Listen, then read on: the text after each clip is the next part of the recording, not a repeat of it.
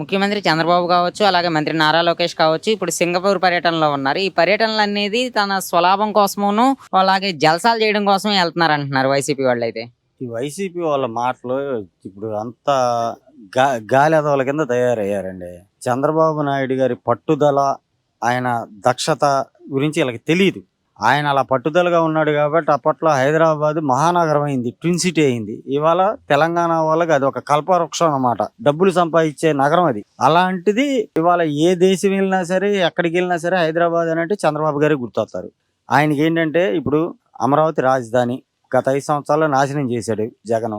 ఇప్పుడు అయినా సరే ఈయన గట్టిగా పట్టుకుని ఎంత తొందరగా అయితే అంత తొందరగా కంపెనీలు తీసుకొచ్చి పెట్టుబడులు పెట్టించి అభివృద్ధి చెందాలి, రాజధాని మహానగరం కింద తయారు చేయాలి అనేది ఆయన తపన.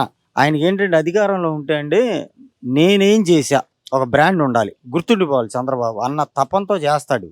ఆ తపనకి ఫలితమే హైదరాబాద్ నగరం. అలాగే ఇప్పుడు ఈ రాజధాని కూడా అంత జాగ్రత్తగా అంత అభివృద్ధి చెందిద్ది. ఈ వైసీపీ వాళ్ళకి ఏంటంటే ఏదైనా చేస్తానంటే విషం కక్కడం, బురద జల్లటం బాగా అలవాటు. వీళ్ళకి అంతకు మించి ఏం చేత కాదు.